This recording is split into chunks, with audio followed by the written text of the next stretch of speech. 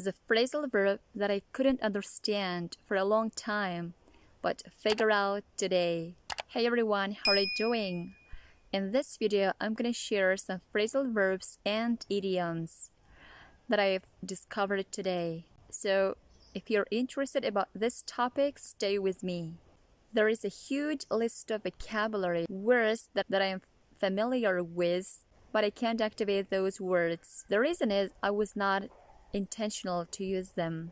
I wasn't putting them into my practice. So today I was so focused on working on those phrasal verbs and idioms, and I saw them in the content, in the sentences, so I could finally and eventually discover their meaning. So let's go through them. The first phrasal verb is figure out. Yeah, figure out. I have come across with this phrasal verb numerous times, even thousands of times, but I couldn't use it in my speech, in my conversation. So it means to discover how it works, to know all the details. So I figured out how to use the phrasal verb figure out. Let me give you some examples. I figured out how to drive a car, or I still can't figure out how to swim. I figured out how to pronounce the word entrepreneur. Entrepreneur. I can't figure out the problem at my work. I couldn't figure out how to use the new app. I'm trying to figure out how new gadgets work. Let's move on to the next phrasal verb. This is also can be an idiom. Catch up. The phrasal verb is catch up. When you're a bit behind or a little bit behind and you're trying to eliminate the distance, or you're trying to shorten the distance and you're catching up others. You're catching up.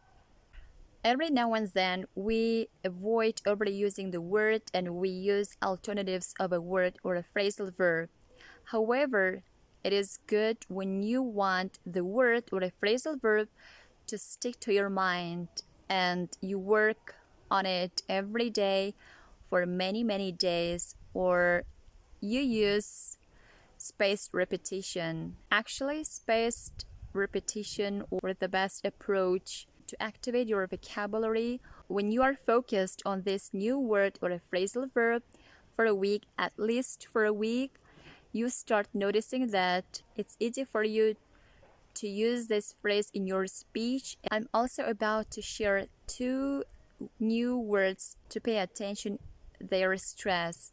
So the words are contagious and deliverable. Actually, the word contagious, there are several syllables as you've noticed. Contagious, and the primary stress is on the second syllable. Contagious. Contagious means infectious or catching. It is actually about disease of a disease. Contagious of a disease, or catching a disease, or contracting a disease. The primary stress is just before the suffix. The next word is deliverable. Deliverable. Deliverable. In this case, the primary stress is also on the second syllable. Deliverable. Deliverable. As it is the primary stress, it should be louder, longer, and higher in pitch. Deliverable. Contagious. I'm trying to stretch the syllable. I'm trying to make it more louder, and also I'm trying to elongate the syllable, prolonging the syllable. So let me wrap it up. I've shared 2 phrasal verbs, figure out and catch up. So I figured out how to use the word figure out. In a nutshell, if you want to improve your English, if you're focused on your speaking every single day, share some time on your speaking, make a video yourself, and learn at least 1 or 2 new words and immediately put them into practice. Don't forget listening to something in English It can be at least a podcast episode or watching a TV series. And if you have some time, imitate the podcast episode. Imitate natives longer, louder, and exaggerate everything.